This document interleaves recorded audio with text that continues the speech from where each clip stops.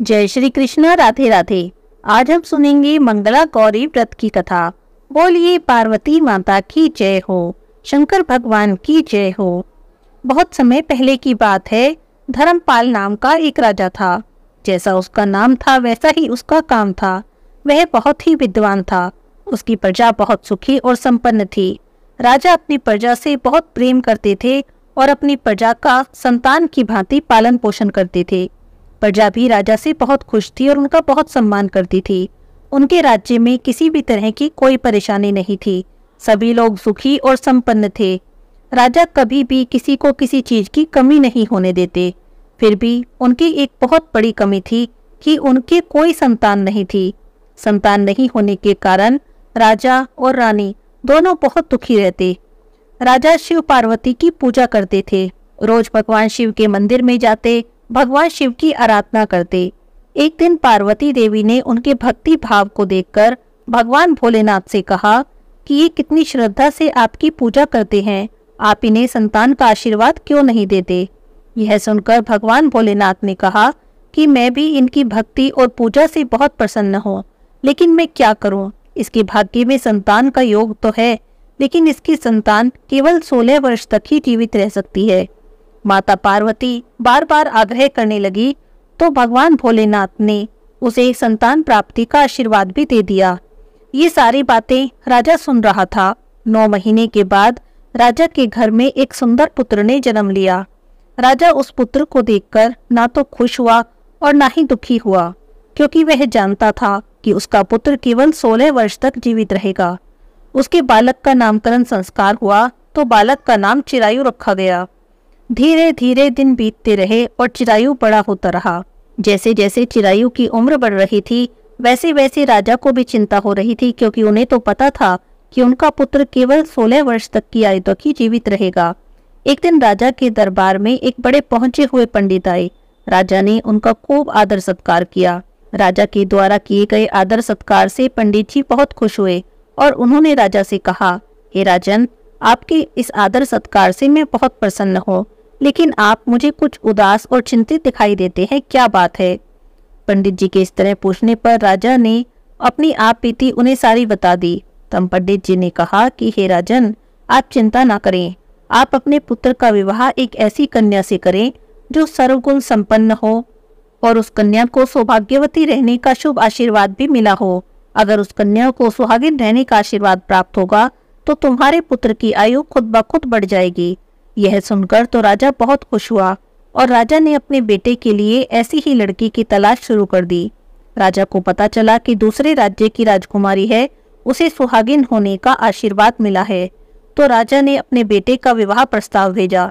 दूसरे राज्य का राजा इस विवाह प्रस्ताव को देखकर बहुत ही खुश हुआ और उसने विवाह के लिए अपनी सहमति दे दी। इस तरह राजा ने अपने पुत्र चिरायु का विवाह दूसरे राज्य की राजकुमारी के साथ करवा दिया, जिसे सदा सुहागिन रहने का वरदान प्राप्त था।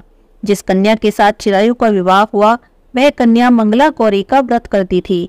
उसे मां मंगला गौरी का आशीर्वाद प्राप्त था, जिसके प्रभाव से चिरायु के ऊपर काल मृत्यु का जो भी साया था वह समाप्त हो गया और उसकी आयु 100 वर्ष की हो गई। अब राजा और रानी अपने पुत्र और पुत्रवधू के साथ सुख से रहने लगे। इस तरह जो कोई भी मंगला गौरी का व्रत रखता है, उसकी सभी मनोकामनाएं मां मंगला गौरी की कृपा से, माता पार्वती की कृपा से पूरी हो जाती हैं। सुहागिन स्त्रियों को पति की लंबी आयु का आशीर्वाद मिलता है और कुंवारी कन्याओं को मनपसंद वर की प्राप्ति होती है। बोलिए शंकर भगवान की जय हो, माता पार्वती की जय हो। एक समय की बात है, भगवान शंकर और माता पार्वती जी नारद जी को साथ लेकर धरती पर भ्रमण करने निकले। चलते चलते एक गांव में पहुंच गए। जैसे ही गांव में भगवान शिव और पार्वती के आने का समाचार फैला तो गांव की जो बड़े घर की महिलाएं थी, उनके स्वागत के लिए स्वादिष्ट भोजन तैयार करने लगी। भोजन बनाने में उन्हें बहुत समय लग गया, लेकिन जो साधारण कुल की स्त्रियां थी, उन्होंने जल्दी जल्दी थाली में हल्दी कुमकुम लिया, अक्षत लिया और भगवान शिव गौरी की पूजा के लिए वहां पहुंच गई। वहां जाकर उन्होंने भगवान शिव और माता गौरी की पूजा की। पार्वती जी उनके पूजा भाव को देखकर बहुत प्रसन्न थी। तब माता पार्वती जी ने उनके पूजा भाव को स्वीकार करते हुए सारा सुहाग रस उन पर छिड़क दिया। अटल सुहाग का वरदान प्राप्त करके वे महिलाएं लौट गई। और जो बड़े घर की महिलाएं थी वे भी अनेक प्रकार के भोजन लेकर सोने चांदी के बर्तनों में बहुत सारे अच्छे अच्छे व्यंजन सजाकर माता गौरी और भगवान शंकर की पूजा करने आई। उन्हें देखकर भगवान शंकर ने पार्वती देवी से कहा, हे देवी, तुमने तो सारा सुहाग रस साधारण कुल की महिलाओं को दे दिया, अब आप इन्हें क्या दोगी? तब पार्वती जी ने कहा, हे प्राणनाथ, आप चिंता न करें, उन महिलाओं को तो मैंने केवल ऊपरी पदार्थ से बना रस दिया है, पर मैं इन महिलाओं को अपनी उंगली चीर कर अपने रक्त का सुहाग रस दूंगी। यह सुहाग रस जिसके भाग्य में भी पड़ेगा वह तन मन से मेरे जैसी हो जाएगी। अब स्त्रियों ने पूजन किया, माता गौरी की, भगवान शिव की आराधना की। तब माता पार्वती जी ने अपनी उंगली को चीरकर उन पर सुहाग रस छिड़का। जैसा छींटा जिस पर पड़ा वैसा ही सुहाग उसने पाया। बाद में माता पार्वती जी भगवान शिव की आज्ञा लेकर नदी तट पर विश्राम करने चली गई और वहां जाकर उन्होंने बालू के भगवान शिव की मूर्ति बनाई। उस मूर्ति का पूजन करने लगी। पूजन के बाद में बालू के ही पकवान बनाकर उन्होंने शिव जी का भोग लगाया। इतना सब करते करते पार्वती जी को बहुत समय लग गया। बहुत देर के बाद जब वे लौट कर आई तब महादेव जी उनसे पूछने लगे, हे देवी, क्या बात है, आपको आने में बहुत देर हो गई? अब पार्वती देवी ने ये तो नहीं कहा कि मैं पूजा कर रही थी, झूठ बोल दिया। कहने लगी कि वहां पर मेरे मायके वाले मुझे मिल गए थे, उनसे बातें करते करते मुझे बहुत देर हो गई। लेकिन महादेव जी तो महादेव जी थे, वे तो कुछ और ही सोच रहे थे। उन्होंने पार्वती देवी से पूछा, अच्छा देवी, ठीक है, तुम ये तो बताओ, तुमने नदी के तट पर पूजन किया तो किस चीज का भोग लगाया और स्वयं कौन सा प्रसाद खाया? तब पार्वती जी ने फिर से झूठ बोल दिया। कहने लगी कि मेरी भावज ने मुझे दूध भात खिलाया था, उसे खाकर मैं सीधी आपके पास ही आ रही हूँ। यह सुनकर भगवान शिव भी दूध भात खाने के लालच में नदी तट की ओर चल दिए और पार्वती जी से कहने लगी कि मैं भी दूध भात खाकर आता हूँ। यह सुनकर तो पार्वती देवी सोच में पड़ गई। उन्होंने मौन भाव से ही भगवान भोलेनाथ का ध्यान किया और प्रार्थना करने लगी, हे भगवान, यदि मैं आपकी भक्त हूँ, आपकी अनन्य दासी हूँ, तो आप मेरी लाज रख लेना। और इस तरह से प्रार्थना करती हुई पार्वती देवी भी भगवान शिव के पीछे पीछे चल पड़ी। चलते चलते थोड़ी ही दूर पर नदी के तट पर उन्हें माया का महल दिखाई दिया। उस महल के अंदर जैसे ही वे पहुंची तो भगवान शिव के साले साली सारा परिवार था। उन्होंने भगवान शिव का और देवी गौरी का खूब स्वागत किया। भगवान शिव और माता पार्वती 2 दिन तक वहां पर रहे। तीसरे दिन पार्वती देवी ने भगवान शिव से कहा कि अब हमें चलना चाहिए। तब भगवान शिव कहने लगे कि नहीं, अभी हम और रुकेंगे। तब माता पार्वती जी रूठकर अकेली ही चल दी। माता पार्वती को अकेला जाता हुआ देखा तो भगवान शिव भी पार्वती देवी के साथ चल दिए और नारद जी भी साथ साथ चल दिए। चलते चलते बहुत दूर निकल आए। उस समय सूर्य भगवान अपने धाम को पधार रहे थे। अचानक से भगवान शंकर पार्वती देवी से बोले, अरे, मैं तो तुम्हारे मायके में अपनी माला ही भूल आया हूँ। यह सुनकर पार्वती देवी कहने लगी, ठीक है, मैं अभी ले आती हूँ। पार्वती देवी जैसे ही जाने लगी तो भगवान ने उन्हें रोक लिया। अरे देवी, आप कहाँ जाएंगी? नारद जी है ना, ये माला ले आएंगे। और ये कहकर उन्होंने नारद जी को भेज दिया। लेकिन ये क्या, नारद जी जैसे ही वहां पहुंचे तो वे देखते क्या है, ना कोई महल है ना कुछ भी है, दूर दूर तक बस जंगल ही जंगल है। अब नारद जी सोचने लगे, कहीं ऐसा तो नहीं मैं किसी गलत स्थान पर आ गया हूँ।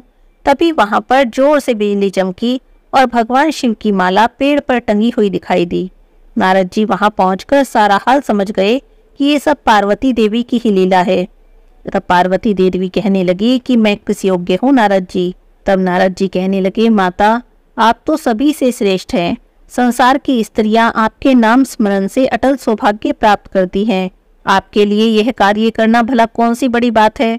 नारद जी इस तरह कहकर आगे कहने लगे, हे माता, गोपनीय पूजा सबसे अधिक शक्तिशाली और सार्थक होती है।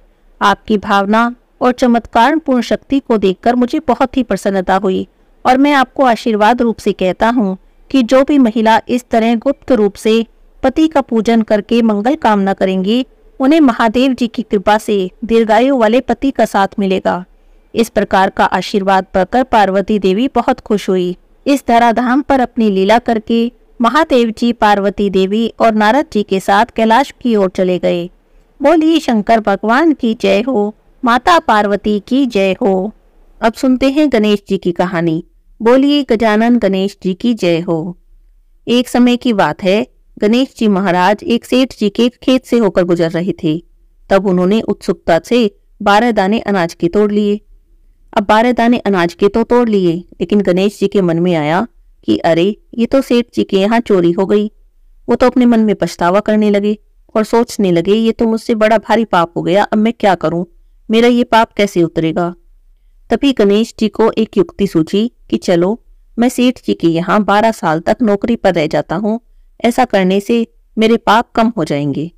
बस गणेश जी ने एक बालक का रूप धारण किया और सेठ जी के घर चले गए और कहने लगे, सेठ जी, मुझे आप अपने यहाँ काम पर रख लो। अब सेठ जी को नौकर की जरूरत थी, उन्होंने उसे काम पर रख लिया। अब सेठ जी के यहाँ गणेश जी नौकर बनकर रहने लगे, कुछ काम करने लगे। एक दिन की बात है, सेठानी जी राख से हाथ धो रही थी। गणेश जी ने देखा तो सेठानी का हाथ पकड़ा और मिट्टी से धुलवा दिया। सेठानी को तो बड़ा अजीब लगा। वो तो गई भागी भागी सेठ जी के पास और बोली, ये कैसा नौकर रख लिया है, मेरा हाथ पकड़ लिया। गणेश जी को सेठ जी ने बुलवाया और पूछा, क्यों भाई, तूने ऐसा क्यों किया, तूने सेठानी का हाथ क्यों पकड़ा। तो गणेश जी बोले कि मैंने तो एक सीख की बात बताई है, राख से हाथ धो तो घर की लक्ष्मी नाराज होकर चली जाती है, मिट्टी से हाथ धो तो लक्ष्मी लौट कर आ जाती है। सेठ जी ने सोचा, बात तो सही कह रहा है, तो उसे माफ कर दिया। ऐसा करते करते कई दिन बीत गए।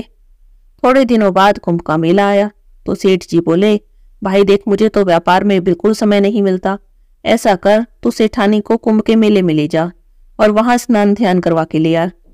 तो गणेश जी, जो सेठ के यहाँ नौकर बने थे, सेठानी को लेकर कुंभ के मेले में चले गए। वहां जाकर सेठानी किनारे पर बैठकर थोड़ा थोड़ा पानी डालकर नहाने लगी। तो गणेश जी ने पकड़ा सेठानी का हाथ और आके जाकर बीच नदी में डुबकी लगवा कर ले आए। घर आकर सेठानी तो सेठ जी से फिर शिकायत करने लगी, ये आपने कैसा नौकर रख लिया है, मेरी इज्जत ही नहीं करता, इतने सारे लोग थे और मुझे घसीटकर बीच पानी में ले गया। अब सेठ जी ने फिर गणेश जी बुलवाए, भाई तू ऐसा बार बार क्यों कर रहा है। तो गणेश जी बोले कि सेठानी तो गंदे पानी से किनारे पर बैठकर नहा रही थी, मैं उन्हें आगे ले गया और अच्छे पानी में डुबकी लगवा कर लाया हूँ। इससे अगले जन्म में ये बहुत बड़े राजा की रानी बनेगी, इन्हें बहुत राजपाट मिलेंगे। तो सेठ जी ने सोचा कि कह तो सही रहा है, बीच में नहाने पे अच्छा पुण्य मिलेगा। तो सेठ जी ने फिर बात आई गई कर दी। एक दिन सेठ जी के घर में पूजा रखी गई, हवन हो रहा था। सेठ जी तो हवन में बैठे थे पर सेठानी अभी तक नहीं आई थी। तो सेठ जी ने गणेश जी को कहा, जाओ भाई, सेठानी को बुला कर लाओ। अब गणेश जी सेठानी को बुलाने कमरे में गए।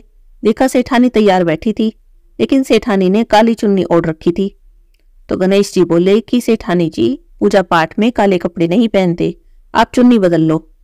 लेकिन सेठानी नहीं मानी। उसने सोचा, नौकर है, मुझे आदेश दे रहा है, मैं क्यों मानूं। तो वो तो ऐसे ही चलने लगी। गणेश जी ने क्या किया कि चुन्नी उतारी और फाड़ दी और कहा कि अब लाल रंग की चुन्नी ओढ़ो तब चलो। सेठानी तो ये सब काम देख के बहुत गुस्से में आ गई, उसे तो बहुत गुस्सा आया। वो तो कहने लगी कि मैं जाती ही नहीं पूजा में, और नाराज होकर वहीं पर अपने कमरे में ही लेट गई। अब जब सेठानी नहीं आई तो सेठ जी इंतजार करते रहे, बहुत देर हो गई थी।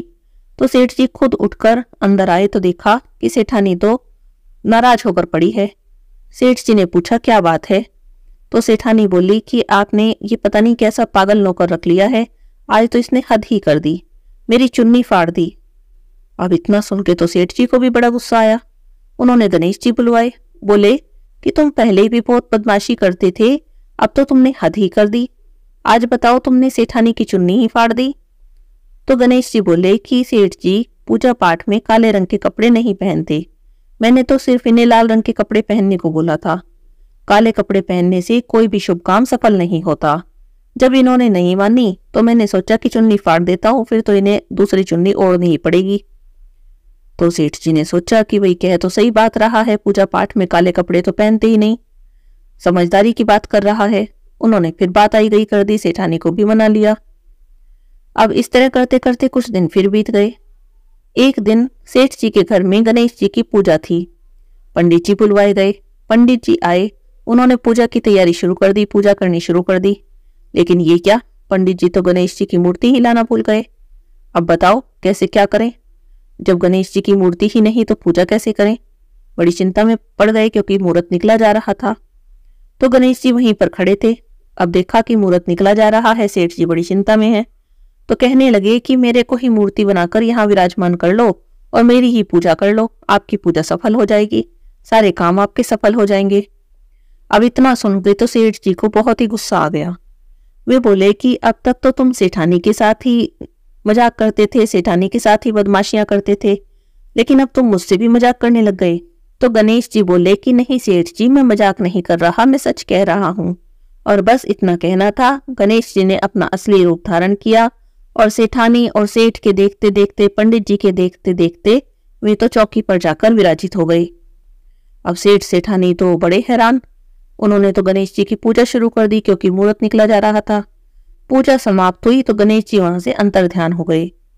अब तो सेठ सेठानी हाथ सिर में मारे और बड़ा अफसोस करें, अरे ये हमसे कितना बड़ा पाप हो गया। इतने सालों से हम गणेश जी को नौकर बना के रख रहे थे, हमने उनसे कितना काम कराया, उन्हें कितना कुछ कहा। ऐसा सोच सोच कर तो सेठ जी और सेठानी बहुत दुखी हो रही थी। तो जब उन्होंने दुखी होते देखा तो गणेश जी को बड़ा दुख हुआ कि बता, मेरी वजह से ये दोनों दुखी हो रहे हैं।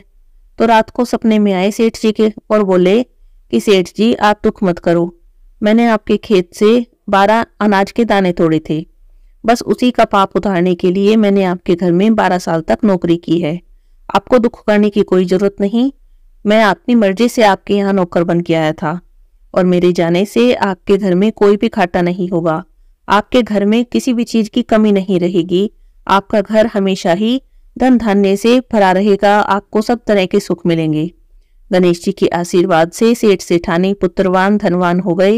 हे गणेश जी भगवान, जैसी कृपा आपने सेठ सेठानी पर की वैसे ही सब पर करना, कहते सुनते हुंकारा भरते सब पर अपनी कृपा बनाए रखना। बोलिए गणेश जी महाराज की जय हो। तपसी लपसी की कहानी। एक तपसी था और एक लपसी था, दोनों आपस में मित्र थे। तपसी तो सदा भगवान की सेवा करता, उनकी पूजा करता और रोज तपस्या करता। लपसी को पूजा पाठ नहीं आता था, वो रोज 1.25 सेर की लापसी बनाता, भगवान को भोग लगाता, घंटी बजाता, जीम कर चद्दर तान कर सो जाता। एक दिन की बात है, दोनों दोस्तों में बहस छिड़ गई कि कौन भगवान का सबसे बड़ा भक्त है। तो तपसी ने कहा कि मैं बड़ा भक्त हूँ और लपसी कहने लगा कि नहीं, भगवान का सबसे बड़ा भक्त तो मैं ही हूँ। लपसी बोला कि तुम भक्त कैसे हुए, मैं तो सारा दिन भगवान की भक्ति करता हूँ, पूजा करता हूँ, भगवान की तपस्या करता हूँ, तो मैं बड़ा भक्त हूँ। तुम क्या करते हो, तुम तो बस भगवान को भोग लगाते हो और जीम कर चद्दर तान कर सो जाते हो। दोनों लड़ रहे थे। उसी समय नारद मुनि पृथ्वी पर घूमने के लिए आए।